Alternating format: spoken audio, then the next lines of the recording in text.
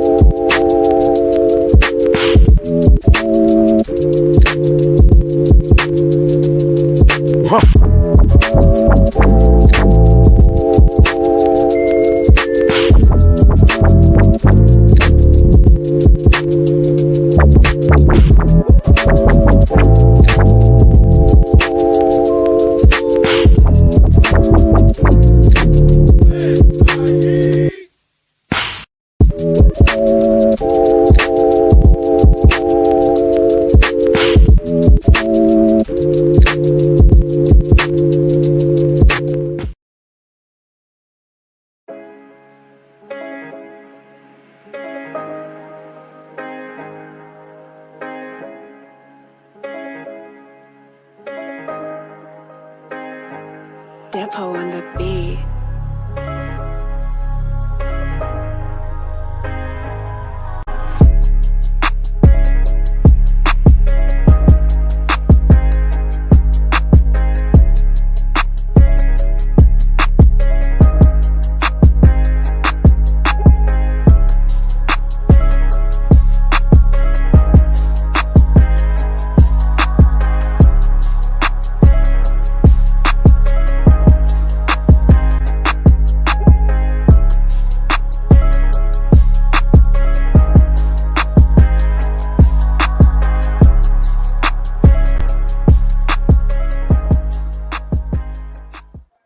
Yo, what's good, man? With the business, this is your boy DT3, an MMA bed surgeon, aka Dr. Spock, aka the Doctor, and we back at you again with another episode of Combat Cannon MMA Podcast, episode number 7.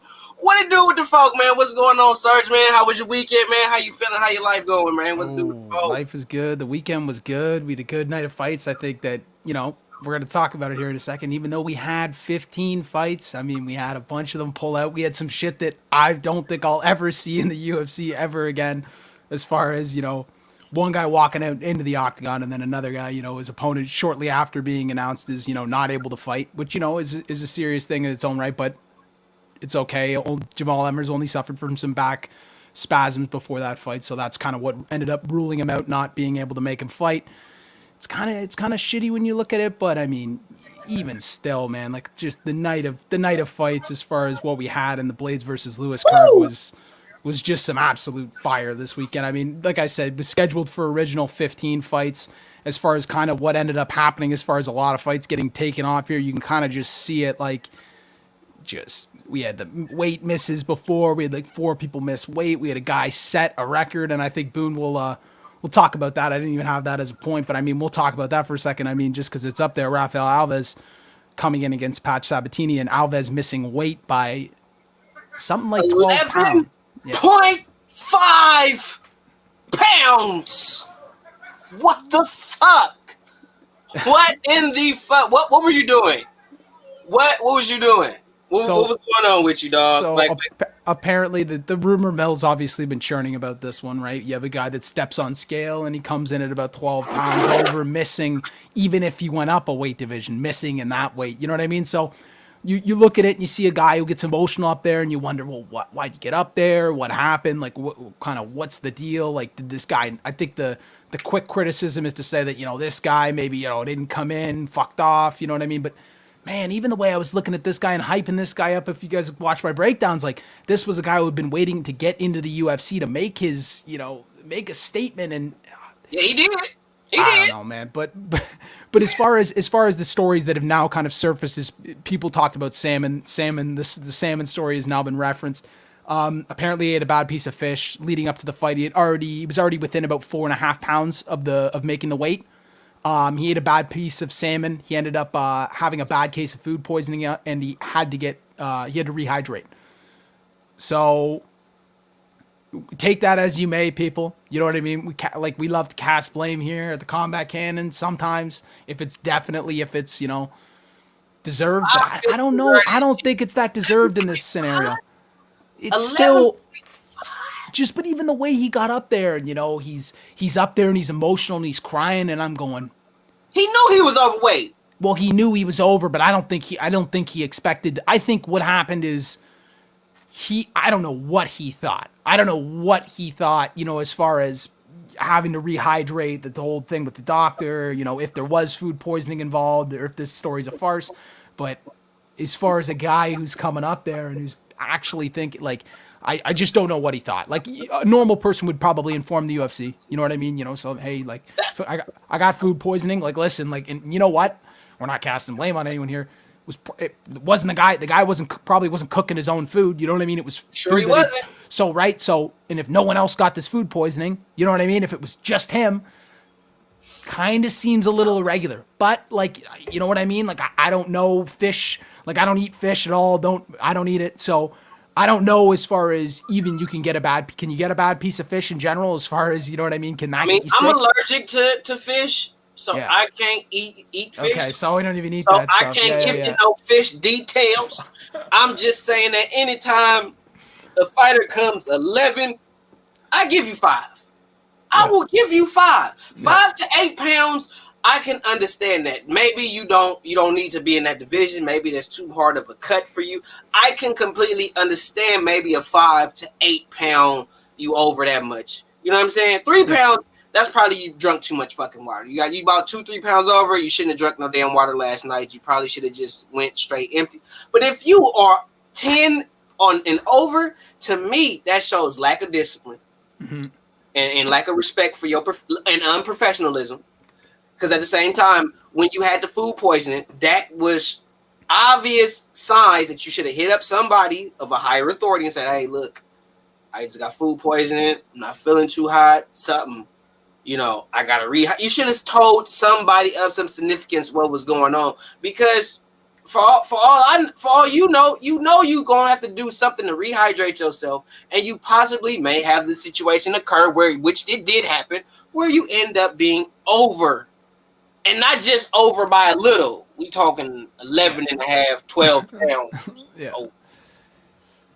Yeah, I mean, that's you know what I mean? I think it definitely falls back to, misjudgment of what needed to be done. You know what I mean? As far, from what I read on the story, and this was definitely a couple days ago, I should have refreshed myself on reading the story, but it was like that he was told, and I could be wrong, but he was told by doctors, you know what I mean? He was excessively, I guess, puking, you know what I mean? Food poisoning, whatever, shitting, puking, whatever. You're doing your thing when you got food poisoning, you feel like garbage. and your body's obviously craving water. Any liquids you do put in, most of the time you puke them out regardless. You know what I mean? But your body needs water, and then to already be ahead of a weight cut. That's a heavy weight cut for a guy like that's a really stacked guy, right? Man. And then you get it. It's like, I don't know, a lot of questions there. You know what I mean? Definitely want to keep looking at that. But I mean, I don't know. I don't want to harp on the guy too much. We'll keep you posted. Exactly. We'll keep you posted as far as that one goes. It's not really too much of a concern to us now. Of course, it is over and done. But even looking at some of these other fights, like I said, we did have a man. We had Jamal Emmers and Chaz Skelly. You can see that was a 145-pound belt. You can see that it says Emmers suffered his back spasms, but this was already once Chaz Skelly was in the octagon, so it was kind of a little bit, was a little bit crazy. As far as anything else than that, we didn't have anything else crazier than that. But I mean, that was kind of the craziest part, other than these upcoming kind of fights, is looking at some of these other fights, man. If we look through this card and kind of what we got, I think we were, a lot of people might have been talking down on a little bit. I don't think I ever was, but 15 fight card, so they had that space, that ability, to try and get a couple fights in there and try and bring in case anything happens, figure it out, kind of muster over, and we still got a fight card that was 11. That was a solid 12 fights, and I think even if you just look at this right here. If you guys can just read up on the right-hand side column, you look at we opened it up with 5 straight knockouts, and we had, I think, only 4 decisions in the entire card, and the rest were knockouts. You know what I mean? So just even that type of math right there, it was a crazy, crazy night. Fun card to be watching. But I mean, as far as the co-main went, we obviously Ketlin Vieira taking on Yana Kunitskaya, like we kind of broke down on the prior episode, like we always do. Yana Kunitskaya kind of came out on top. Of course, Ketlin Vieira, which I didn't mention yet, or I don't even know if she was noted, was one of these people that ended up coming in and missing weight prior to, came in missing weight prior to the bout. So she missed by about, I think, 2 pounds. So I think she came in at 158. But they just let that go, or maybe she ended up cutting off that weight. But I do believe that there was just a money taken in that situation. But as far as the whole fight, and as far as what we saw in that fight, we saw kind of what I was talking about. Like Yana Kunitskaya looked a little bit more polished on the hands and feet.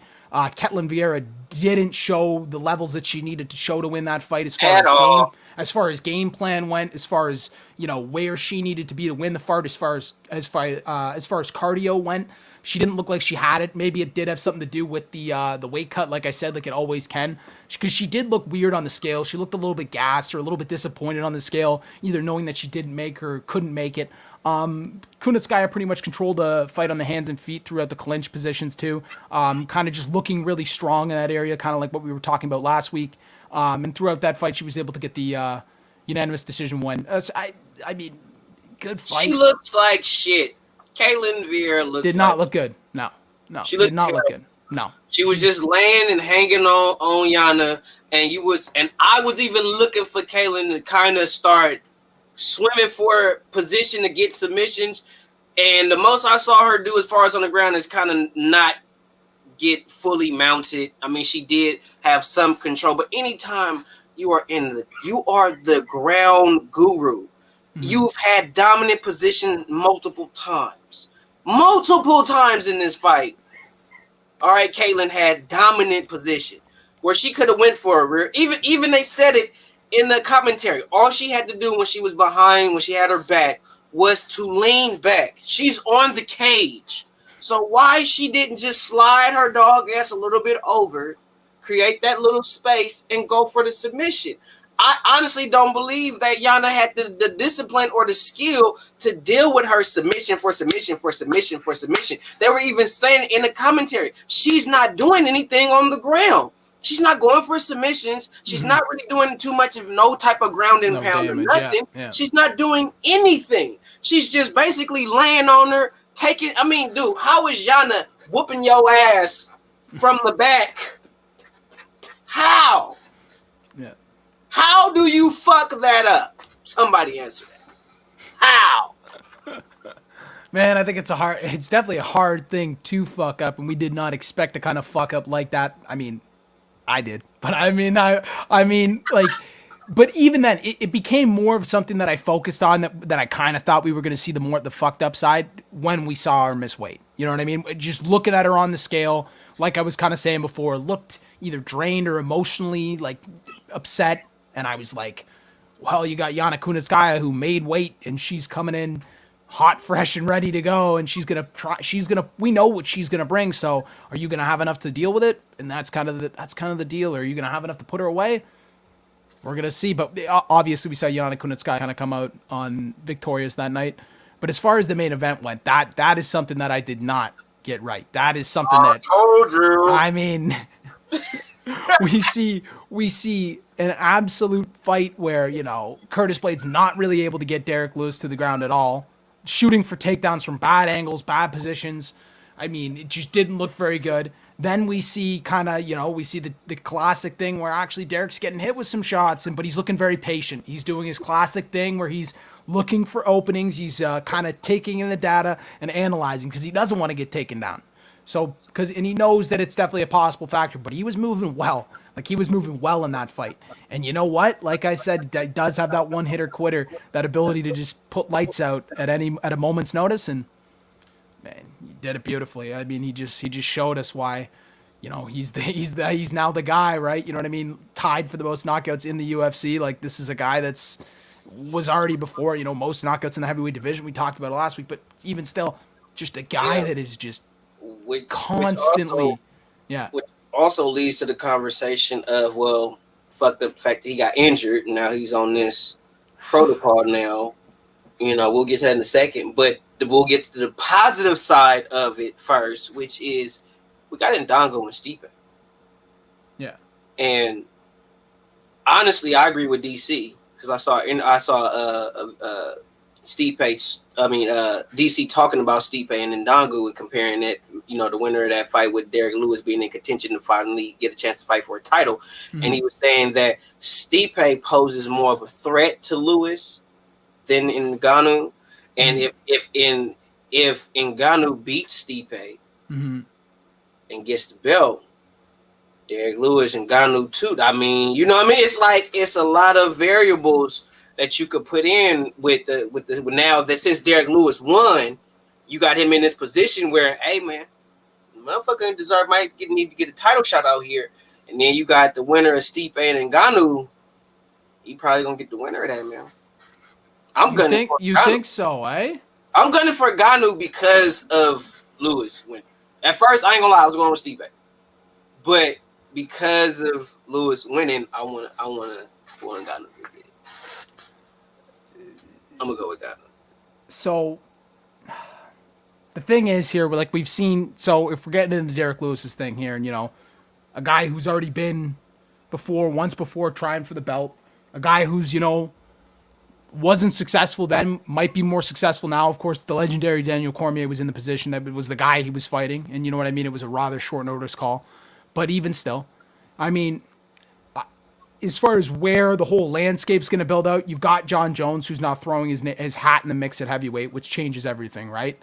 So, and you've kind of got Dana last weekend, 2 weekends ago, you know what I mean? John Jones gets the winner of, Stipe and Ngannou. Okay, right? Right? So you think about that, but then there's the whole... And then there's the whole issue, right? Then you kind of even had, Derek kind of make some call-outs, right? Like he obviously called out Alistair Overeem. He gave a little call-out to John Jones too, a little snippy call-out to John Jones. But even still, I think that a guy like Derek Lewis, apparently his hand feels fine. He says it is. I mean, we'll see. Obviously, that's X-ray clearance type stuff, right? Like a lot of these kind of where they say these guys may be out for 6 months and stuff like that. Sometimes it is possible, but when you're hearing it from a guy like Derek Lewis himself and he's saying he's fine, we'll see, right? Like it just has to get cleared. Obviously, there's probably some swelling, something like that, but I agree, man. I think Derek was probably fine. I mean, this is a guy that said my balls is hot on national television. Yeah. So I don't think he got a problem with letting you know if he's good or not, bro. Yeah, like, you know what I mean? I think he's fine. I don't think that there's anything wrong. So, but with that in mind, I think he'll get back out there quick, right? So now it becomes, well, who do you match him up with now, right? You start throwing names in the hat. You start kind of looking at the landscape, at the mix. you start thinking about guys. You go, oh, do you want to do a Volkov rematch? You want to go, throw him in there with Volkov and get the rematch, right? So because they already fought, right? Volkov winning arguably every single second of the fight up until the end of it, where Lewis was able to put that quitter right in the last 10 seconds of that fight too. So I mean, it happens though, people. That's the name of the game. That's MMA. That's what happens. You can get caught in something at the last second. It happens to fighters all the time. So I told y'all, Derek Lewis got that equal. He got all these wrestling skills. Come on, Blaze got all these wrestling skills. He can do all this. He got this. He got 8 ground and pound. Said, bro, all Derek Lewis got to do is hit that man one good time. He just got to hit him one good time. That's it. And it's so hard. It's so hard to judge, right? Because looking at a guy powerful, right, and you go, well, whose blade's been knocked out by before, and you're like, oh, Ngannou twice is the only guys he's ever lost to, and it's like, well, okay, well, I could see why, you know what I mean? Yeah. But then it's obviously that's just the disrespect, right? Why are we talking about fucking Ngannou's power? We should be talking about Derek Lewis's power. I'm telling you. What I mean? You know what I mean? So. I think Ngannou needs to get his skills up. I think he got that power, but he don't got the necessary skill. I mean, he probably got a little bit now training with Teddy Atlas and working with certain people at this particular time. I think he's a lot better probably. We'll see in this Stipe fight how much better he's progressed. Mm-hmm. But at the same time, I don't really trust him skill-wise, Ngannou, meaning I don't trust his skill set. I think he could be taken advantage of. That's why I think a fighter like a John Jones would have a field day with him, because Ngannou too flat-footed. He depends upon his power, and for your power, you have to be flat-footed. And I think a fighter like a John Jones could move on him, teeping him, all that shit, moving around. And Ngannou was looking for that. I know if I hit your ass, it's going to be. And it's true. If Ngannou hits you, you're going to sleep. But if you got a guy like John Jones moving around, jabbing you, teeping you, and even getting you in the wrestling game, mummifying your offense, because that wrestling shit works to that degree. Two people be too caught up in, they just hanging up on the cage. It's like, why you think Usman fought Masvidal like he did? To mummify his hands. It's like, well, you can't hit me if you're against the cage, motherfucker. And I'll stomp your feet to death. Yep. I mean, it's the name of the game, right? You get a lot of guys that different, that's what makes it, like we were kind of talking about a little bit before. There's so many different variables, right? You can be X level in one section on the ground, and you're like this and that, but it's just anything. These little things can just change it at a moment's notice, and that's kind of what makes it so interesting. You know what I mean? There's not necessarily always power all the time, right? Could be positioning, could be you getting takedowns, could be you submissions, you know what I mean? Right. And to be fair to Derek Lewis, he said it, and it also showed up in the Masvidal Ben Askren fight. With wrestlers, go up the middle. You knee them up the middle, you uppercut them up the middle, because they looking to take you down. They looking for that takedown. So mainly, let me get up real quick. So mainly, while they getting up, all this is open. All this right here is open. They shooting for that takedown. While as they coming in, boop, they up for an uppercut up the middle or a knee. Two straight punches, they gonna get under them. Straight punches, they gonna get under and shoot under. But the uppercut, they gonna go right into that, just like what you saw with Ben Askren and Blades when they try to go for that shoot up. Bop. Ben Askren, first thing, went for the shoot, took a knee, sleep. Good night. And I'm gonna say this to all you people that said that Derek Lewis was hidden, but after he saw him sleeping on, hey, that's the game, bro. That's a part of the game. I don't shit on Derek Lewis for those extra 2 little punches, and I don't. No. I'm not gonna do that, because didn't know too many people shit on Masvidal when he went after Ben Askren. He hit him about like 3, 4, 5 more times. And he knew he was asleep. He knew that man was asleep. I mean, yeah, that's where the whole, were those shots necessary? And, that's where the quote from George comes around, or Jorge comes around, super necessary. You know what I mean? Right? And he goes, super necessary. But, it's the name of the game, right? You got to be in there pulling them off. I mean, there's definitely, a respect level and stuff like that. But even with the heavyweights especially, and, even with anybody, right, you're in that mode, right? You're in that mode, right, till someone gets you off. So I don't blame him. Don't hold anything against him for that. I thought it was... You can't get mad at him. He didn't stop until the ref said, okay, break. Because it would have been just his luck if Derek would have hit him, and then as soon as Blades hit the ground, and then all of a sudden Blades came to, and then they've been tussling on the ground, and all of a sudden now they tussling and wrestling, the fight's still going. So do what you got to do. You don't stop. It's like even in football, bro. What they say in football, you don't stop until win. No, you don't stop to win. Till the whistle, man. Exactly. Till the whistle, man. Same logic, bro. Yeah, same thing. Same logic. Yeah, same I don't shit. care. If I see the ball, you catch it, I'm cracking your ass till that whistle blow. Till you say that whistle, I'm cracking your shit. It's the same thing, right? You're right though, right? And if you don't do it, it's considered being unsafe, right? You can go back through history and look into scenarios. I'd say it's more in boxing, right? Because you think about Manny Pacquiao and no, sorry, Manny Pacquiao. You think about Floyd and fucking Buddy, right? You remember that fight, right? With Ortiz, you're talking about yes, and protecting yourself at all time, right? So there's always right, that's kind of one that comes to mind right away, where it's like you just don't even fuck around, right? In anything, right? In any aspect. You don't want to get blown up. You don't want your shit to get. You're not going to stand on the field. You're not going to stand there in the fight, right?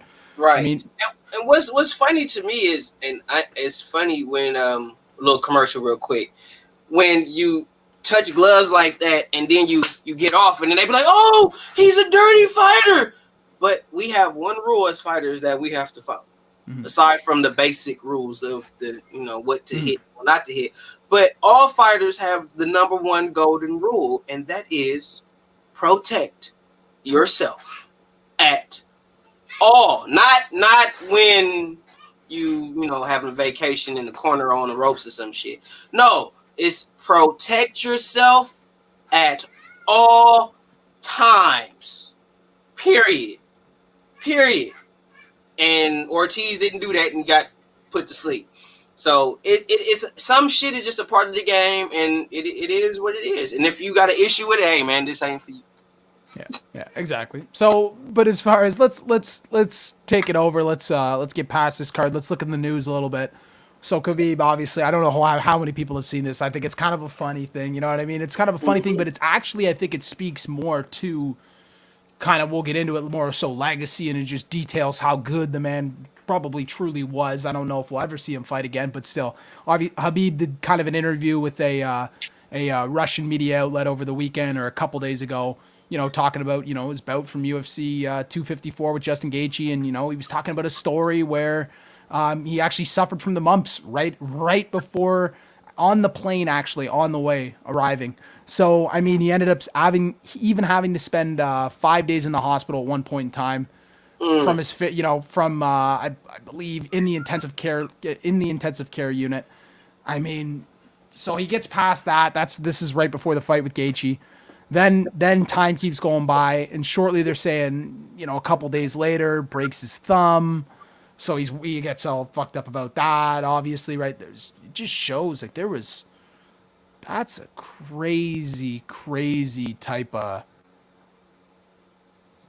not even a mental, but physical, and you've got all the other mental stuff weighing on you and stuff. But I mean, it just even comes out to show I think he's even better than we even thought, you know what I mean? Or in my eyes, at least a little bit. Because it's like most people you're going to hear and I think in most sports, most people even after, you know what I mean? And it's like, it's been a while now. So you could say, oh, he's still releasing it. So he still is kind of bragging about it. But even still, I mean, gets asked about it. I'm sure the story got out to someone, you know what I mean? Oh, because apparently the mumps ended up spreading throughout the camp. You know what I mean? So everyone was getting mumps throughout the camp, right? So obviously someone in the camp, oh, I had the mump there, you know what I mean? And the story gets out, right? So the reporter obviously asked along the lines, knowing somewhat, right? So I'm thinking he asked more than Khabib saying, bragging. I even had mumps, you know what I mean? I even had a broken finger, right? When it sounds me listing it out like that, it sounds more braggadocious. But I think in reality, it's more he's being asked and picked upon with these questions now after the fact, retired already. And now, you know what I mean? Kind of talking about that. He also, kind of touched upon, how he kind of ended up breaking Justin Gaethje mentally rather than physically in that fight, and he could feel him breaking mentally, similar to other opponents he was able to break, mentally. We've seen him do it. It's a crazy thing to see another man, especially in a cage fight, do that to one man. Like it's crazy, this kind of thing that you can do with a good wrestling game and the ability that a guy like Khabib has. I mean, and then you go even farther, and then he was asked some questions, about how he thinks the rest of Conor McGregor's career is going to go. He ended up saying, he thinks Conor's best days are actually behind him. He thinks that, the Conor train's probably over at this point. So, like, I mean, there's that. Yeah, I mean, like, there's all that. Boone, do you have anything that you want to touch about? I agree. Yeah, okay. I agree. I I agree showed it with to you again, you. too, people. I think that the Look at better, that. greater years of Conor is over. I feel bad for you, Khabib, because you got the mumps. Because you wouldn't look good as a fat dude. You just wouldn't look right as a fat It guy. looks fake. Yeah. It looks like a fake photo. It almost does. Yeah, it's like it don't even like that's Khabib. Like really? No, that's not. That's nah, tripping. But I agree. I think Conor's better days are past him. I think he did, in my personal humble opinion, and I don't really give a shit who I offend because just being honest, I think he did all he was gonna do for the sport. I don't see him moving up to 170 pounds doing shit. Who he gonna be at 170? He ain't even doing shit at 55. What he gonna do at 70? I don't see. Meet Nate for a rematch. That's it.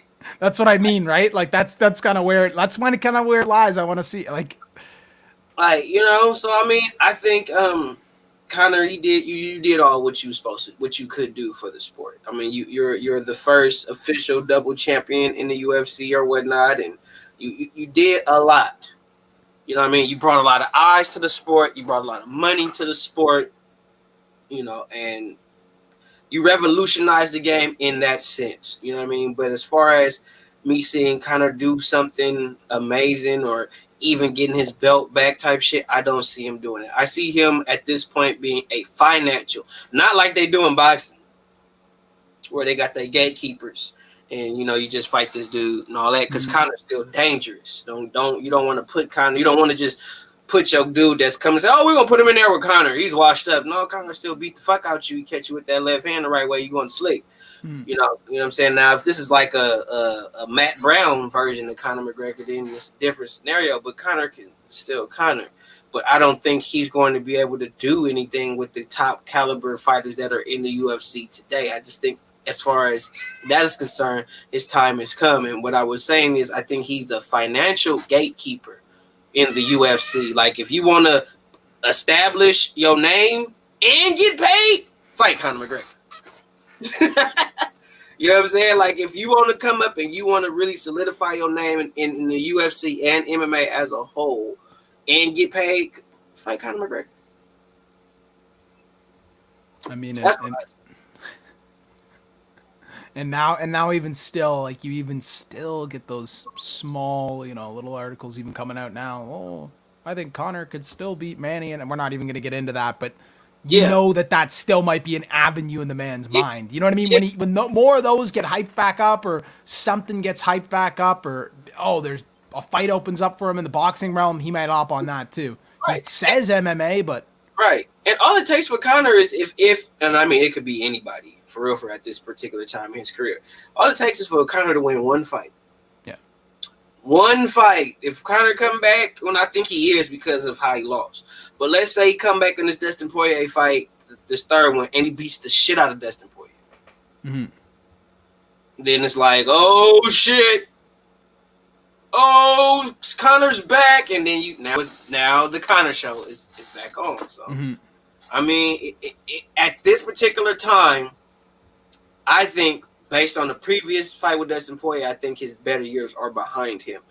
So I don't see him really doing too much against Dustin Poirier the third time. And if Dustin Poirier does beat him, Conor is I think he's just gonna stay as a financial gatekeeper in UFC. But if Conor McGregor beats Dustin Poirier, it's gonna be right back to the Conor McGregor show. Absolutely. Still, you know what I mean? It's gonna go right back to what it was. Yeah. So I mean, it's still there. It's still there for the option to come back. The old Conor McGregor train can continue, but Khabib has been. If you guys look into it, Khabib's been. They call Conor Mystic Mac, but I mean Khabib. If you look into it, I think he's predicted like a lot of shit, man. If you go look back into it, Khabib's predicted a lot of shit. Someone did a nice little edited video down on YouTube, so look that up if you're interested.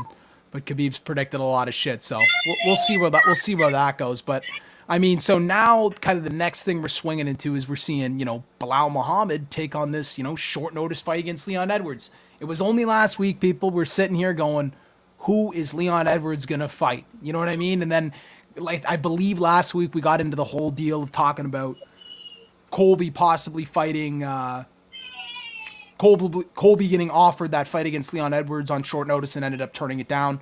Obviously, March 13th not being too far away, but we have seen Hamza Chimaev out for, I don't know, 10, 12 days now. Well, since we've known Hamza Chimaev will no longer be the co-headliner in this, this card on this fight night card on March 13th. So I don't know. I think it's going to be a great fight. I think for a guy like Bilal Muhammad, this is exactly what you do, especially if your nickname is Remember the Name. You do this type of shit, especially as far as moving yourself up in the rankings. You were disrespected prior to this fight. Coming in the rankings, you're on like a 4-fight win streak right now. Why not? Why not? As far as Leon Edwards taking this fight, like, is it a good fight for him to take? I mean, obviously getting a guy on short notice, having either guy on short notice, it's different. This is a fight for Leon Edwards in which, we haven't seen him fight in the octagon in a long time.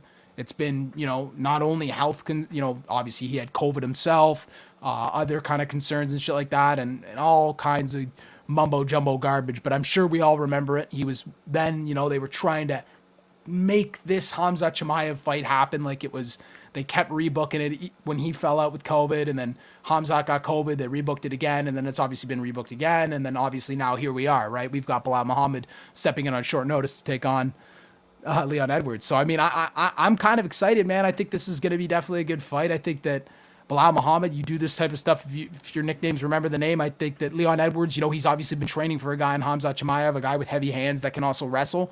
So I mean, I'm sure I'd have to think that Leon Edwards would be kind of on the right track as far as what he's going to see with Bilal Muhammad, but Bilal Muhammad is his own fighter. Every man's their own fighter. Bilal Muhammad does do things differently than a guy like Hamzat Chimaev, of course. So I mean, I think it's going to be kind of an exciting little main card. I mean, first main card for a guy like Bilal Muhammad. Shouts out to him, man. This is why you step on things. This is why you step on the gas. Yeah, I got to give him props for taking the fight. What I will do is Edward, your trainer, that motherfucker get the goddamn cannon. He said some of the weakest shit to me, and just super weak shit. Shots fired! Shots fired! I gives two shits when trainers say dumb shit, bro. He said that he's been training. He was supposed to fight, I think, Wonder Boy. Leon Edwards or something about him fighting Wonder Boy, right?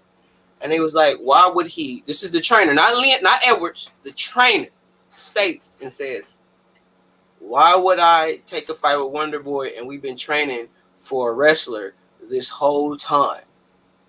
But it's true. Right? That's all we've been doing, training for wrestlers, right? Yeah. So naturally, we want to have an opponent that's a wrestler. I don't agree with that shit. Here's why. Mm-hmm.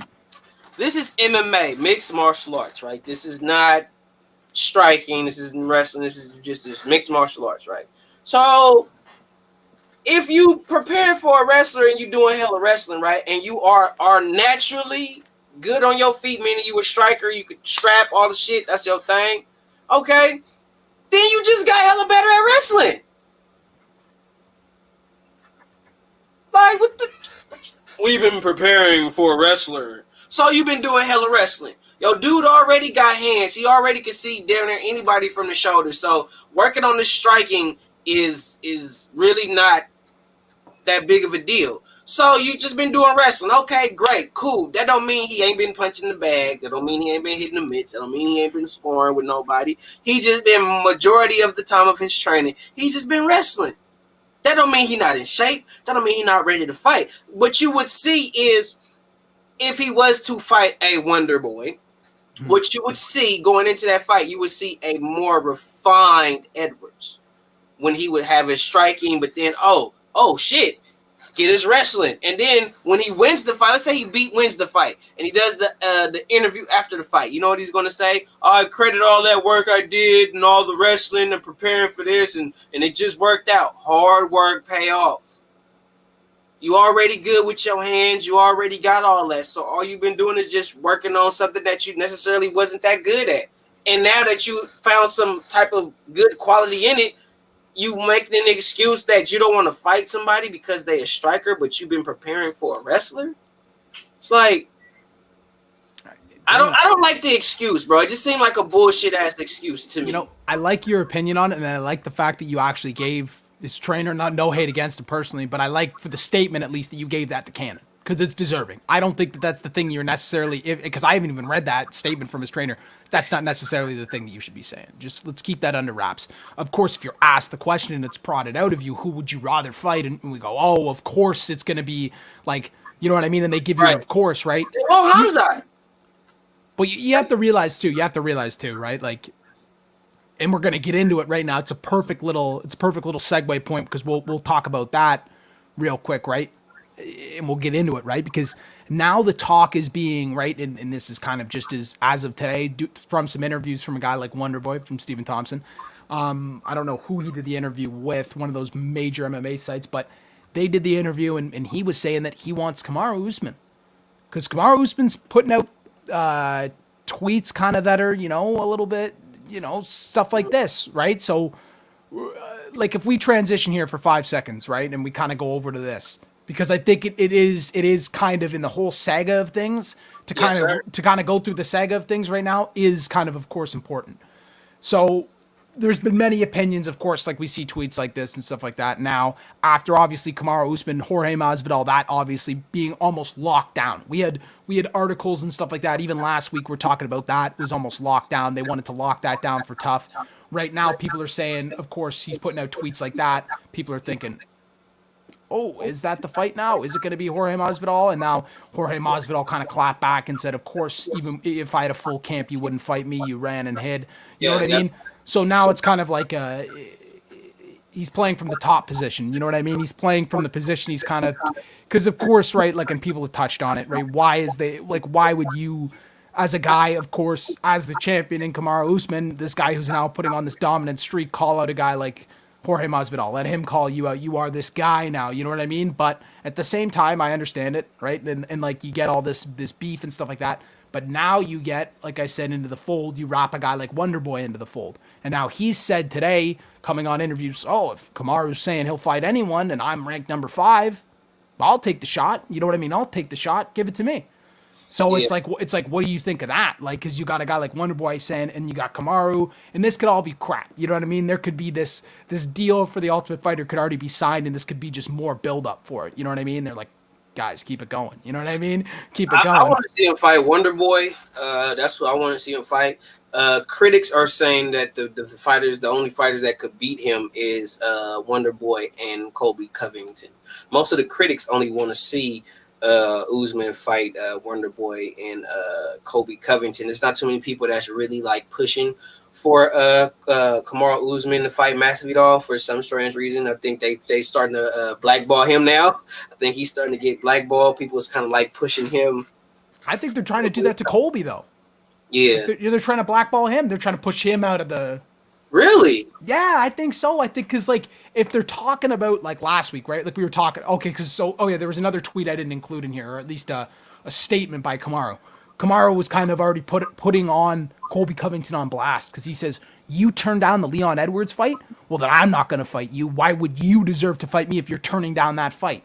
Right? So it's like he's kind of flipping it back. He's playing that Uno trap reverse card on him and saying, well, fuck you now. And he's actually giving himself, like in the fans' eyes and other people's eyes, I mean, he's giving a pretty good reason. You know what I mean? Like, what if you're turning down the Leon fight? No way. You're not just going to hold out for me. You know what I mean? Like, he does in his own right now call the shots. You know what I mean? So to play that little card, right? So I actually think that Colby's going to be the guy that's getting forced out. I think that obviously there's chances that this is legitimate, right? Like that he's saying that the Masvidal and Kamaru contract for Ultimate Fighter and all that stuff is sailed and that's gone out the window. It's still obviously going to be Kamaru Usman. We know it's going to be their weight division, but who's going to be that second guy? Is it going to be Jorge Masvidal? Is it going to be Colby? Are they going to bring Colby in, right, and have that kind of thing? I don't know. What's going to happen, right? They're leaving it up to speculation too at the same time, which is probably smart because it's the first time bringing it back in like 3 years. We want to create some stir about it, some buzz, get some hype going. You know what I mean? They'll obviously cut a nice promo for it. Who do you want to see him? If you could pick any of the top 10 welterweights right now, who would you like to see Usman fight next? Colby again. Colby. I'd like to see him fight Colby again. I think that was the best fight we've seen to this point. I actually think that him and Colby on the Ultimate Fighter, like I've kind of said before, huge Ultimate Fighter fan, and I think him, obviously Kamaru being a guy that's graduated from the Ultimate Fighter, a good, you could Good example, phrase it as, the positive sided role model. And then we kind of know there's a whole stereotype and, the act that Colby puts on. So we bring him in on the other side, kind of like an angel devil, kind of deal. Sell the shit out of that. You know what I mean? Especially with the personality types. So, I mean, in my eyes, that makes the most sense. I think Jorge's been in the game too long where, we see the shit talking from him, but only when it's brought out when you're disrespecting him. And a lot of these guys, and we see them go back and forth on Twitter, but in reality, I think a lot of guys do respect Jorge Masvidal. Like that guy's been around the block, man. He's been through the ringer. You know what I mean? He's one of those. He's almost an OG in the UFC. You know what I mean? He's almost got that OG title right beside him. You know what I mean? So I don't know. I think that it's definitely up for grabs. I'd love to see him fight Colby next, but I mean, like I said, it sounds like we're hearing one thing and getting the other thing, but I don't know. Could be one thing, could be the next thing. But as far as we're hopping on here and we're rolling on here, and there's no picture for this one, but us just kind of talking about TJ for a moment, and I'm just gonna quote it. I'll actually just quote the end of it. It's kind of just referring to. I'll paraphrase this. It's kind of all just referring to the whole deal with Peter Yan and that whole fight going on, and we all know Jan's gonna fight Sterling coming up soon here. That's the fight where Team Sterling. That's gonna be a crazy week, people, because that's a crazy card. But he's obviously was kind of asked about that, and TJ was saying, I'm ready to go straight in for the belt. If that's the opportunity that comes at me. I know Jan wants it. He's already been vocally talking about it. We'll see what happens on March 6th when he fights Sterling, of course. He's got a tough test ahead of him, but that's the fight he wants. I didn't leave this sport by losing my belt, which is I mean, you didn't lose your belt. You were stripped for using steroids. Shots fired! Shots fired! I mean, Dumbass Dillashaw. I didn't lose my belt. Yes, the fuck you did. When you pissed dirty, you lost it. So don't sit up there and tell the folk, I didn't lose my belt. No one beat you for. No, you beat yourself, TJ. You beat yourself. Mm-hmm. You pissed dirty, and in all honesty, you should not get no goddamn title shot your first fight back. You need to learn your lesson, and you haven't learned. Because you got to think. You would think, all right, you pissed dirty, suspend him. All right, and then he come back. I'm getting a title shot. You think a person learned a lesson if as soon as they get back from their so-called punishment, you give them the greatest gift you could give them? No. You know what I'm saying? That's like I say, hey, bro, you didn't robbed all these motherfuckers, and then I put you in jail for the next 2-3 years, and then when you get out, I'm the same motherfucker to give you a mansion, a house, a car, and a whole case full of kilos of dope and say, do your thug thing. Like, yeah, it makes no sense. I mean, as far as the whole thing, you look at that, right? And we look at kind of, what kind of fights can be made, and I think the thing that we do, and you know what, it sounds kind of crazy, and probably no one will want to do it, but I mean, there's a bunch of names throughout that bantamweight division where you could put a guy like TJ Dillashaw. I'm not necessarily going to start naming out tons right now. Can you give us 3? We could give him. We could have him fight a guy like Cody Garbrandt. You know what I mean? We could have the rematch. You know what I mean? Cody makes the argument here, and this is the selling point on this fight. Fucker, you were on steroids when you fought me. You were pissing hot. It was running through your system. Fight me when you're clean, motherfucker, right? And then they have that whole, and Colby's kind of, he's not really like that anymore, people. He's kind of more on he's kind of a little bit leveled up, a little bit more matured, or so he says now. Of course, when him and TJ get in each other's faces, it's fireworks. So we can have that fight. That he's ranked at number 4, so we can have that fight, right? You could then even say, well, I don't know. You could work your way through, right? You give him a guy like you could, because it's like, what do you want to do? Are we saying we move a guy like TJ Dillashaw all the way back down the line? You want to give me, should I be giving you names? Like, is 4 already too low for a guy like TJ Dillashaw? That's what you look at. He did serve, and I get what you're saying about it's giving the guy the same thing, but he did already serve the 2 years. You know what I mean? I don't support the guy for doing steroids during the sport, because I think it's actually one of the most, it should be fucking illegal. You should be banned. You know what I mean? Like, and I wish I had the Dana White thing where he goes, that's fucking illegal, because it is. You should be banned. You're fighting another man with your hands and feet and your whole body, and you're putting something like EPO in your system to give yourself stamina boosts and weight cutting boosts. Fuck that. Not about that. But I mean, at the same time, it's like, where do we put you, right? Like, if you are coming back, what are we gonna do?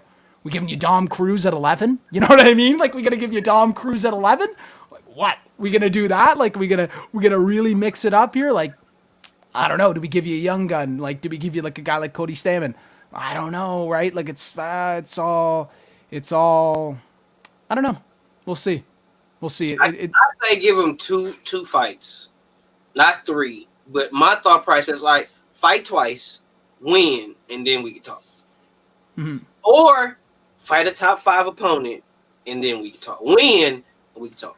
But just right off the bat, though. So yeah, no, we'll do. No.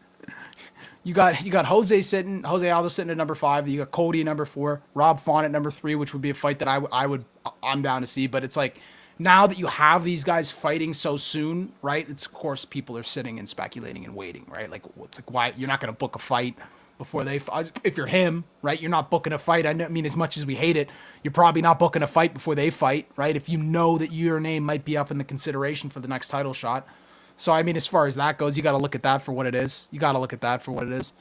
But I think that's enough of us on TJ Dillashaw, because there's going to be a time, folks, probably after, soon, maybe even before, maybe I'm wrong. He'll get that fight booked, and we'll be talking about it right away. We'll because be talking about it. Yeah, regardless of who's he's fighting, it's going to be definitely going to definitely make headlines for sure. So for a lot of you guys that didn't know, we covered this on the show, I believe.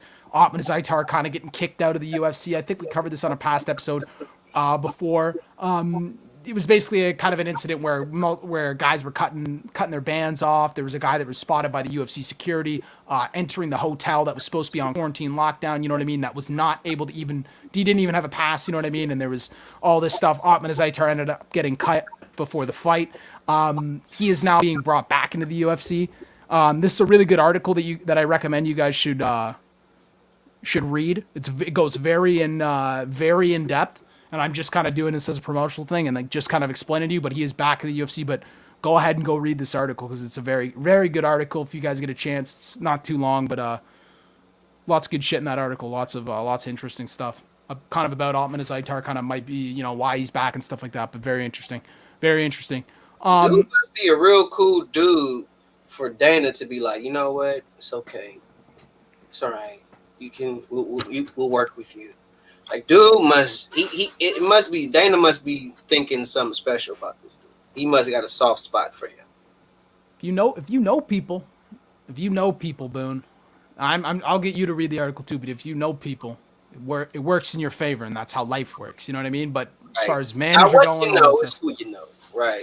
Exactly. But as far as all that goes, go ahead and read that article, people, for a little bit more in depth on that. I'm just kind of introducing him being back as far as all that goes. Speaking on a couple of fight changes, kind of slash late replacements as far as all that kind of stuff goes. This weekend, Randy Rude Boy Brown out. We got Alex Oliveira now taking on Ramazan Nurmagomedov this weekend. People, this is why they just can pull these fucking bouts out of thin air sometimes. You know what I mean? When you sometimes think there's nothing there, you know what I mean? They're pulling shit out of thin air.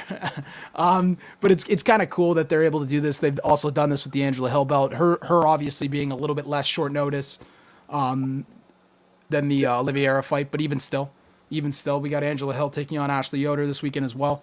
So I mean, we're gonna have some good fights as far as the rest of the card. But I mean, I'm gonna get down into. I think we got a little bit more beef as far as tweets going back and forth, because of course, like we were saying, we've had the whole thing. We've got the we've got the Peter Yan, we've got the Peter Yan and Aljamain Sterling. We've got them going back and forth on Twitter here, and it is kind of funny. I mean, obviously you guys could read that, and then you've got that one coming right back. I mean, they kind of went a little bit further, had the tweets keep going, all this stuff. It was pretty entertaining. But as far as it all goes, I mean, it's all talk, baby. We're gonna have this fight soon, and it's gonna be exciting. I am super pumped for this fight. I'm Team Sterling. I'm Team Sterling all the way. I mean, of course, we'll get down and break that one down when we get down to the fight time. But even still, we had some more a little more Twitter beef going on. We had Henry Cejudo, cha-chaing, tweeting like he kind of normally is. His ass off. Yeah, he had the pillows all lined up on the couch too of all the heads, which I loved. He still kept them, using them as fucking throw pillows probably. um, but yeah, him just saying. So maybe we'll see Henry Cejudo come back at one point in time. I'm sure if the money's right, if the incentive is right, he will be back to fight. As far as all the beef goes, that's pretty much it. We've kind of had a little bit of trash talking this weekend, a little bit of stuff like that. But now we're getting into the meat and potatoes of what we're getting at this weekend, man. And it's. Man, it's gonna be sweet. It's gonna be definitely a good card. I think this card's only set for about 13 fights, but I mean, like I said, they're adding fights, and I don't necessarily know if all the fights have added on in the spoke of things. It might even be at 14 fights now. You know what I mean? But the sense of the UFC loading up these cards and stuff like that, and then we get it topped off with two guys that are probably gonna get, if not close, but I mean, close to that heavyweight title shot, you know what I mean? As close as you can get. We kind of already touched on it. The heavyweight division at least is kind of a rocky one at this point, especially with John Jones introducing himself. But we got Cyril Gane taking on. This should get Lewis. Yeah, for sure. So that's kind of what we're gonna get into. Cyril Gane and Jairzinho Rosenstruck. Man, these are two guys that Cyril Gane not even having lost yet. I'm gonna get in and break it down obviously first, but they're headlining the card. I like to do the co-main first, but even still, we got a co-main bout that's kind of a toss-up, in my opinion. More so a toss-up, in my opinion, than you'd think. I think that it's hard fight to call. It's a light heavyweight bout of 205 pounds. We got Nikita Krylov, 6'3" with a 77.5-inch reach, take on Magomed Ankalaev, 6'3" with a 75-inch reach. Nikita Krylov 8-5 in the UFC with a 27-7 MMA record. Magomed Ankalaev 5-1 in the UFC with a 14-1 MMA record. Nikita Krylov 11 knockouts, 15 submissions. Magomed Ankalaev 9 knockouts, no submissions. Nikita Krylov's coming off a UD win over Johnny Walker. This is kind of, if you guys know Johnny Walker, we kind of, I don't know if we've ever talked about him on the channel here on the pod yet. But as far as Johnny Walker, we know him as, kind of one of these athletic strikers, one of these guys that's, jumping off the side of the cage, doing kind of whatever he can, throwing his shoulder out post fight, trying to do the worm and shit like that. This is a guy who's, Nikita Krylov went into that fight and kind of wanted to neutralize him a little bit more in that fight, trying to take him down, trying to impose his wrestling striking plan kind of right off the bat, trying to pretty much grind on Johnny Walker the entire fight, sniffing out the takedowns multiple times. I mean, a guy like Nikita Krylov looks very good on the ground. I mean, even Johnny Walker, he's no slouch on the ground, and he's one of those more athletic guys looking to try and spring up and use his athleticism to get up off the ground, you know what I mean, in those bursts, and even in certain stances was able to even get reverse positions. Like Johnny Walker is no slouch, but we saw him even a couple times in the Krylov fight swap positions and then start to land some shots. But it was at the point where Nikita Krylov was later on in those rounds, he was just able to really impose game over Johnny Walker. Johnny Walker kind of just ended up getting a little bit too tired. And Nikita Krylov's heavy wrestling, punching pressure, he was able to do a lot of, every time he was landing, even if they were little pity pat shots, he was just constantly putting it on him. I mean, even in a couple scenarios, like I said, ended up on the bottom against a guy like Johnny Walker, but even still was able to kind of come out on top in those scenarios and make the best of those, reversing it. Both guys scrambled very well on the ground in that fight. I mean, it's just one of those things. You even see Johnny Walker throwing up subs, and I'm not saying Johnny Walker's one of these submission guys, but you see, him throwing up a couple subs, and you see Krylov even, just pulling out of them, which is a good thing to see. Then you go back further and you go look at the Glover Teixeira fight, and you see that that's a split decision loss for Nikita Krylov. I mean, up until this point for a guy like Nikita Krylov, he had seen the third round one time in his 32 pro fights. So, I mean, you're looking at a guy who really wasn't even ready to go the full distance, kind of do it. But obviously now in his last two, having both fights where he goes the distance, having since then going the distance in his last two fights, it's kind of funny, you know what I mean? But you had a fight versus Glover Teixeira in which, he was getting taken down early with a high crotch. He had Glover kind of not wanting to stand on the hands and feet. Kind of very good wrestling, grappling exchanges in this fight as well. Krylov being able to shake Glover off. Get into full mount, land some good shots. Krylov almost sinking in the head and arm choke at one point on Teixeira, and I mean that looked pretty good. I mean it was very, very close, but I mean not able to get it. Krylov can have that kind of grindy style, but so both these guys kind of going against each other was kind of more interesting. It was kind of, we see kind of, a legend in Glover Teixeira. We know now that he's, making his run back at the belt, but even still, you see a fight like that. It's you see a guy like Teixeira. You saw the later rounds if anyone watched it. I'm telling you, in those later rounds, you had a guy like Glover Teixeira landing good combos on Krylov, rocking him a couple times in the fight on the feet, kind of stumbling into the cage, and definitely not wanting to exchange and kind of getting clipped with some open shots.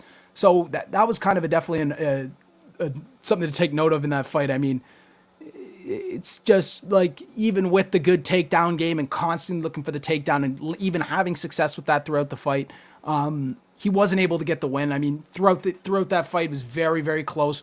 First round probably went to Teixeira, second round probably went Krylov, and then third round was probably taken by Teixeira. Plus, then you accumulate, who did more damage with the shots. Of course, if you got a guy stumbling around, the judges are going to take that into consideration as well. So as far as Magomed Ankalaev goes, he's coming off a KO win over Ion Cutelaba, in which, this was the rematch fight. I know many of you guys know the first Cutelaba fight, which I'll just touch on that first, was pretty much called off, or they called it off pretty much too early, but I don't really believe so. Cutelaba was rocked with a head kick. And I mean, it was pretty early on in the fight, probably first 5 seconds of the fight. There was probably one head kick, then a second head kick. Cutelaba started doing this head rock thing where it really looked like he was rocked, but he was still throwing back. The ref ended up stepping in. Cutelaba protesting right away, saying he was just kind of trying to play him into a game. So then they ended up doing the rematch, obviously giving Magomed Ankalaev that knockout win. They did a rematch with Cutelaba and Magomed Ankalaev, obviously. I mean, this fight definitely started out a little bit slower. Magomed Ankalaev, starting out with some leg kicks, able to land a front kick, paired with a right hook. As he's getting walked down, he looks very, very calm on his hands and feet. He even took some good shots in that fight from Cutelaba. Cutelaba trying to stand on the hands and feet and kind of bang with him. Magomed Ankalaev, like you guys kind of saw in the intro and like you'll see in the outro, was able to drop him with a minute left with a straight left hand. And even still, he was getting caught. Like, he ended up still walking him down, Cutelaba, and he caught him with the two hooks as he came in. And then he ended up putting on the beautiful ground and pound that turned the lights off. Another fight that I want to just highlight here real quick is the Paul Craig fight. That was a fight in which Paul Craig was able to get that super late kind of submission, if you guys don't remember it. But I mean, in that fight, we see a guy, in his entrance, we see Magomed Ankalaev's entrance into the UFC. We see him take a guy on in Paul Craig. Like I said, this fight was a while ago, but we see him take on a guy like Paul Craig, who's very well known in the submissions, and Paul Craig was able to get the submission. Although the entire fight he was getting landed on and pretty much getting damaged, I'd say for a majority of the fight, majority of the exchanges, Paul Craig wasn't able to win. Even the grappling exchanges on the ground, Ankalaev was looking very good, but it was within the clapping of the last 10 seconds that Paul Craig threw up the most Hail Mary triangle. Was beautiful. Caught him in it perfectly, squeezed it, and tapped him out within under 10 seconds left in the fight. So, I mean, it's definitely, I think, in my opinion, an awesome co-main event. I think these two guys, Magomed Ankalaev, Nikita Krylov, it's going to be a scrap. I expect to see some spectacular grappling transitions throughout the fight. I think definitely on paper, Magomed's one of those guys who's only, losses ever come to Paul Craig in his career. He's got a lot of these accreditations behind him, international master of MMA, 3-time Russian amateur MMA champion, Greco-Roman champion of Dagestan, master of combat sambo. You start stacking stuff up like that, and definitely you're thinking on paper people are picking Magomed, and I probably have to agree, but I think it's, we've only ever seen his only ever pro loss, him being 14-1, ever coming to Paul Craig in a fight. He's pretty much winning every round. If that didn't end up happening in the last 8 seconds of the fight, that's another win for Magomed Ankalaev. I think the mixture of striking power combined with his wrestling, I think it's just something that makes for a problem for a lot of people, like we've seen with a lot of these top guys like Khabib. I think that you're always eligible to be caught in this game. You know what I mean? And there's definitely, Krylov is one of these guys that is able to catch a guy like Magomed at any point in this fight, of course. If we've seen him get caught by Paul Craig, even though it was so close to the end, right? And it was beautiful. I mean, even if we've seen him, we know it's possible. We know it's possible, that's for sure. And Krylov's definitely one of those game opponents. I just see this fight probably being one decided, we're going to see the first round. We're going to see kind of both guys impose on each other a little bit. And then we're going to kind of see one guy start to take off. And I think that guy's going to be Ankalaev. I think Magomed's just going to have, the strong game plan. I think he's going to dominate the bout throughout, wherever it hits the hands, the feet. I mean, if it hits the mat, if it stays on the hands and feet, I think a guy like Magomed Ankalaev pretty much stays in and dominates this bout against Nikita Krylov. Whether or not I'm picking that on decision or knockout yet, that is beside me. But I don't know, people. I don't know. It's definitely a good question. I mean, we got it. Like, we got a fucking nice little co-main here. The whole card's gonna be a nice fight.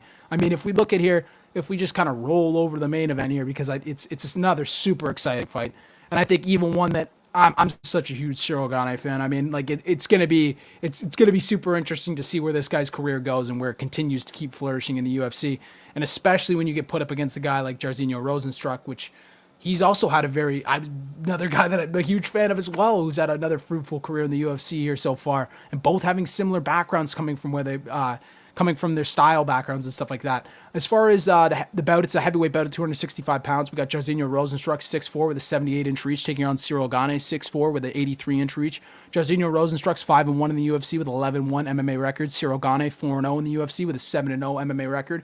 Jairzinho Rozenstruik 10 knockouts, no submissions.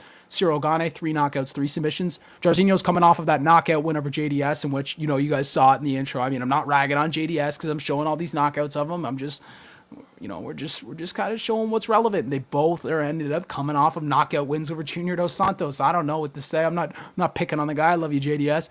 But even at the same time, he started off with a solid low kick throughout that fight. Jairzinho did. I mean, he's kind of more of a stationary striker, even though he can move. His feet are a little bit more flat-footed, especially when you start comparing him in footage-wise and just stance-wise and everything to a guy like Gane.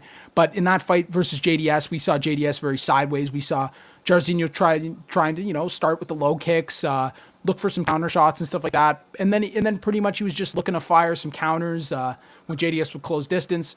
JDS was landing some overhands, but getting countered with the left hook of Rozenstruik. He was pretty much later in that fight able to just, walk him down and land that left hook. Just the perfect shot, dropping him, and then pretty much letting him get back up and dropping him immediately again, like we saw in the intro, people. I mean, it's one of those things where you get a dangerous guy in there, and he's especially a guy like Cyril Gane. It's these guys that have this freak level power, and you can get touched and you can go out. That's for sure with a lot of these different guys. As far as the Francis Ngannou fight, I'm sure that was a fight that a lot of people maybe ended up watching or definitely on the highlight wheel because of Francis Ngannou, basically opening exchange, walking through Jairzinho Rozenstruik. Pretty much Jairzinho Rozenstruik opening, looking to throw one lead leg kick, throws another one, then basically gets just bum rushed with a barrage of punches from Francis Ngannou, getting knocked out against the side of the octagon. I mean, unfortunate to see, but it happens. As far as Alistair Overeem, that fight, that was a knockout win. I'm sure we all saw that fight for Jairzinho Rozenstruik as well. That was something I touched on recently as we just saw Alistair Overeem recently fighting. I mean, he was able to land some good leg kicks, open up pretty slowly. Overeem was looking pretty good, being very patient, even trying to get a couple takedowns for Overeem. I mean, he looked very good in the fight.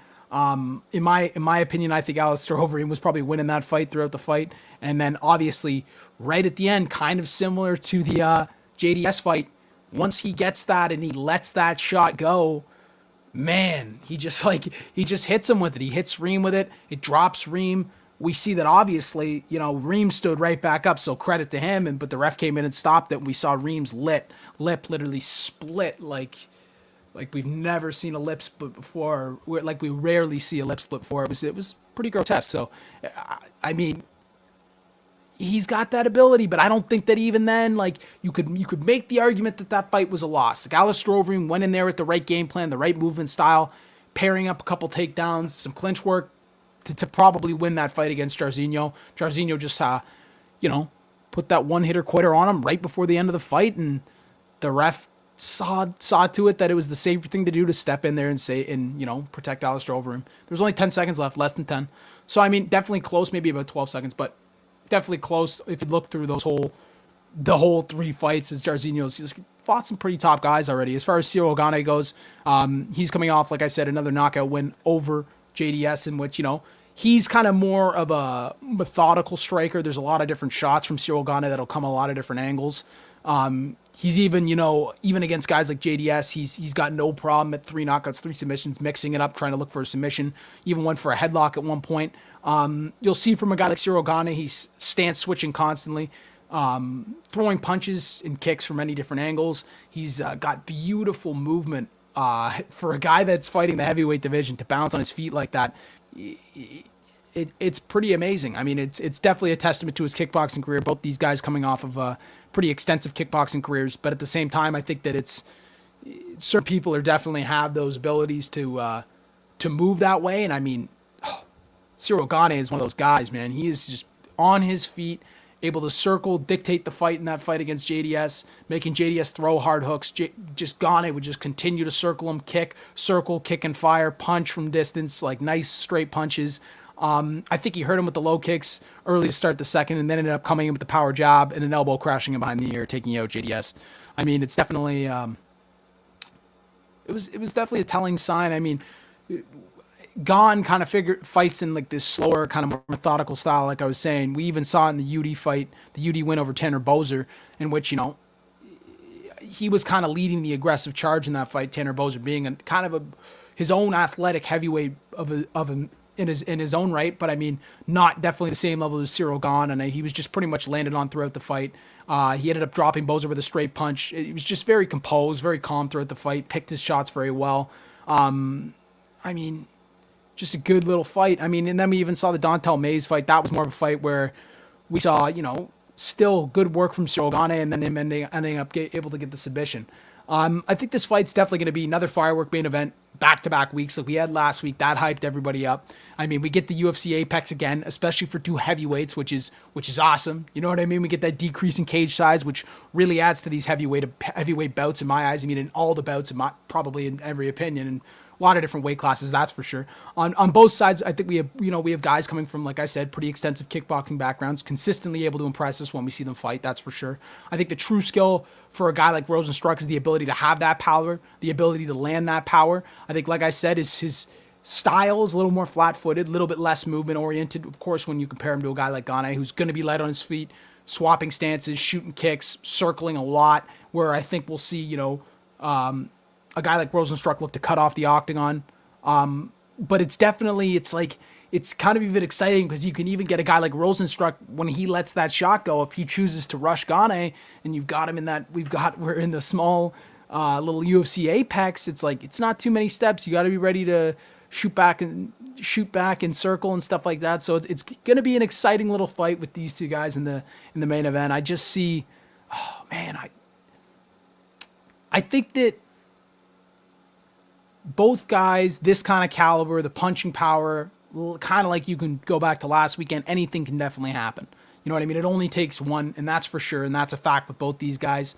I think that, like I've been kind of hyping up, I think that both guys being excellent kickboxers and stuff like that, having that ability to kick very well and stuff like that, I think that Cyril Gane, he's got that, just that little bit extra as far as clinch goes, as far as the movement goes, with a guy that's that size. And I mean, Jairzinho, definitely, it could be a definite kickboxing bout in which we see both guys, you know, landing vicious strikes on each other. But I mean, I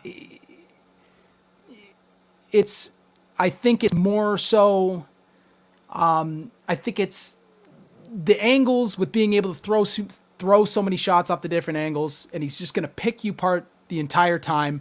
He's going to make him have to close. In the smaller octagon, like I keep saying, like I keep hyping back to, that could definitely happen. There could definitely be some immediate closure followed by an immediate knockout, and we're all sitting screaming, you know what I mean? I think like we've seen in the beginning of the JDS fight, he has that slow, somewhat methodical pace. I think the question is, you know, how's Gane going to fight for his first, you know, 5-round bout? You know, obviously, you know, could not even go the 5, but in that might not even be a question that we want to even look at. But at the same time, I think I see the setting up of shots. I think that his cardio is going to have enough gas, and I think the fight style for him might even be acquainted more to 5 rounds because he can obviously definitely go from range.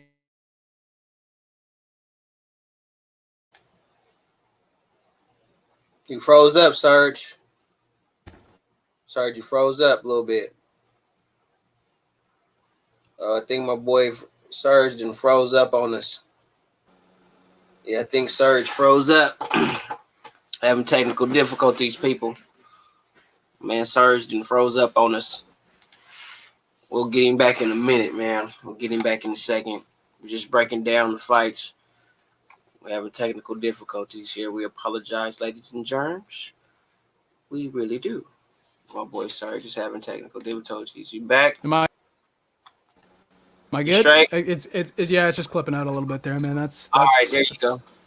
It just happens. It happens. But yeah, I was pretty much right at the end anyway, so it was perfect. Honestly, all in all, I think that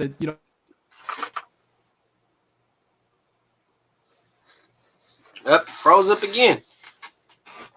Excuse us, people. Technical difficulties. Taking backstage once again. Till Serge get back. You straight? I don't know. It's gonna keep No. showing this. Okay, you good? You good? I'll might even just turn the video off and I'll just let me just talk. But yeah, basically, I think that Cyril Gane is going to win this fight. I think that around the first round is going to be a close round. Second round is going to be around the halfway point in that round. We saw Cyril Gane start to take over, whether it's going to be the leg kicks accumulating, whether it's going to be the movement and him making him throw kind of more wildly and missing. Rosenstruck throw more wildly and missing. But I do think a guy like Cyril Gane is going to end up taking this one home. Boom, what do you think about this one? I think Gane is going to take it home. Better striker. I think can't pronounce his opponent's name. I think he's just too lethargic. He's too lethargic of a fighter. He's one of those dudes like an Ngannou, maybe not as athletic in my personal opinion, but I just think that Gane he just technically more sound in my opinion, and I just think he's just the hungrier of the two and the more skilled of the two. Because this is a fight that's not I highly doubt is going to the ground by any means. It's going to end up in a KO or a TKO. Either way, this is not going to decision, and I'm gearing towards Gane at the end of the day. Yeah, I think he could even get the sub too. I think if he hurts Rosenstruck enough, drops him. I think he's like we even saw in a JD, like you're going at JDS and it's early on in the fight and he's like, I'm gonna go for this headlock. You know what I mean? Like if he's got the ability to, you know what I mean, to throw these like we've seen in other fights, throw submissions up and make himself a problem for other people. I mean, we could definitely see it's going to be an interesting fight, man. I think we're both going to lean towards Gane. I didn't get your prediction on the co-main. What were you thinking about the co-main, if you have one? I really didn't have too much about the co-main with these two because I don't know too much about them per se. You know what I mean? So I was kind of just peeping on based on your breakdown. And from your breakdown, I think Nikita is going to show grit. But I think Magomed is probably going to be that tough, hard Russian dude that's just won't be denied. And I think that, and quote me, I think that Magomed is going to win it, edge it out via decision. Yep, I like that. That's probably what I'm going to be taking decision too. I definitely picked Magomed. I think he's definitely the more skilled guy. But as far as I think all of us, what we're kind of talking about, people, if you're not excited about next week's card, then get the hell out of here, because the UFC just constantly proves everyone wrong. You know what I mean? They're like, oh, bad card, good card. We don't even know what we're going to get. How many fights are we going to lose? We don't know. We're going to get more fights. We don't know. You know what I mean? But it's always going to be a positive note in the UFC, or at least trying to make it off on a positive note. And they are consistently delivering these cards. And we're just getting into the hype weeks too, people. We're just getting into those weeks where we got championship bout after championship bout after championship bout. So wait till we get that triple header. Exactly. I can't wait for that week. That week, we might go to the limit. We might hit the whole 230 on that show. Yep. That's a lot to talk about. No, that's a lot to talk about, right? And then you get off prior weeks and stuff, and then we go over news and stuff like that. You know what I mean? That's when it gets a little longer, people. But that one's gonna be deep, bro. Yeah, man. I mean, if anyone's got any questions, feel free to hit us up real quick in the comments section. I checked the comments. It's not really too many questions. Just everybody is like, I offer you this is like in the G thing. What's up with you, bro? Yeah, everybody just saying what's up pretty much. Not really too many questions per se. But just mainly shout out to everybody that's in the chat. Yeah. Yeah, it's really Gentleman's Games asks, how does he, meaning Kamaru Usman, does against Kobe a second time? Yeah, and then he was saying that the grammar. I saw his other text. He said my grammar's a little messed up for the next one. He said my grammar's a little messed up. I'm on my phone. Gentleman's Game. How does he do as far as the second time? I think it's probably just as close, or it's either just as close and Colby wins it, or it's not even close and Kamaru, just to put it quickly, or Kamaru Usman just flattens him and runs right through him quickly. You know what I mean? That just extra belt of confidence. But I think that a guy like Colby Covington goes in there and puts on a show against him, has that chance to definitely beat him. So Yeah. that's gonna be it, man. That's what I like though. It's gonna be exciting. Yeah, it's gonna be exciting either way it goes, man. I think it's gonna be an exciting fight regardless. I think Kobe Covington is gonna come into it a lot more polished, a little more. He's gonna know what to look for. I don't think he's gonna be caught with them jabs as much as he was the first time. So, and that's the one thing you got to mummify with Usman, because everybody gets so caught up with his wrestling, and then he comes in and jabs you to fucking death. So you got to be able to mummify him as a complete fighter. You know, he's not just a wrestler; he's a fighter. You know, the man throws these too. You know what I'm saying? So you got to stop him from using them. I don't see Kobe. I mean, not Kobe. I don't see Usman as being like the greatest knockout puncher. I just see him being a decent, accurate puncher, and he got enough pop to keep the most of his guys off of him. But I don't see him being like no killer with his punching power. I don't see that. I just see him being really accurate and really good at his stand-up. But Kobe, per se, I think he's going to mummify that. I think he's going to mummify that jab, and he's going to make Usman have to wrestle. And I think it's going to work to Kobe's advantage if Usman wrestle. And I'm going to tell you why. It's because I think Kobe can wrestle better than people think. And I get it. Usman is this Olympic caliber type wrestler, but I think Kobe can wrestle a lot better than we think. And I think he's good at getting those little sneaky ticky tack shots in there. I haven't seen Usman do too much ground and pound because he likes to mount you and get full, like what we saw with Gilbert Burns. He doesn't really want to get those too short shots, ticky tacks. He's not really that. He want to get that full range on everything. You know what I'm saying? That's how Usman usually do his ground and pound. But Kobe don't mind being dirty, getting in there, using his head. Yeah, and he don't mind that. And I see that being a problem for Usman. And I think Kobe has the skill and the potential, and not just necessarily the skill and potential, is he knows him. He's been in there with him. He knows what he can do. So I think with the experience of already being in there with him and going a full 5 rounds with him, Basically. Yeah. So I mean, stopped in the end, right? But yeah, you know what I'm saying? You pretty much go damn near the whole fight with him. I think he'll mummify a lot of stuff. But the thing is, though, to credit Usman is a lot better of a fighter since the Kobe Covington fight. Right? But that's what makes it exciting, though. Exactly, right? You never know. Yeah, and shout out in the chat, man. Shout out to James Johnson. Appreciate it. But yeah, Kobe, we kind of talked about it. We kind of touched on it earlier in the episode. If you didn't catch it, you'll catch it on the replay. But we kind of did talk about, Kobe probably shouldn't definitely facing Leon. Boone went into it hardcore. So you can definitely go back and go look at that. But yeah, if there's nothing else, Boone. That's pretty it, man. That's pretty it for as far as like chatting the comments. But I do want to say this, that I think that the upcoming fights, it's going to be great for the combat sports game. I think this fight is going to be great. I think Derek Lewis should get the winner of this fight, regardless of his injury right now. I think Derek Lewis does mean what he say, that he's not that hurt. Like I said before, this is a guy that said, my balls is hot in front of God and everybody. Yeah.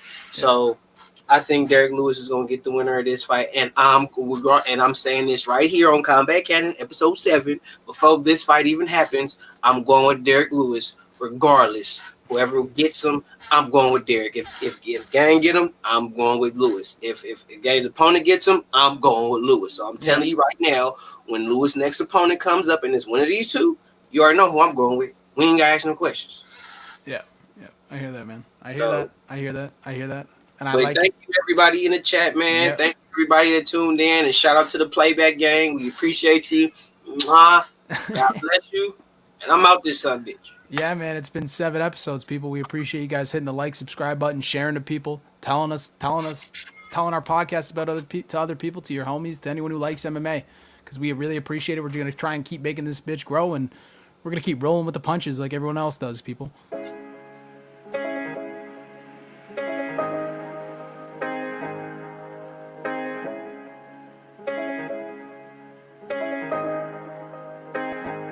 Depot on the beat.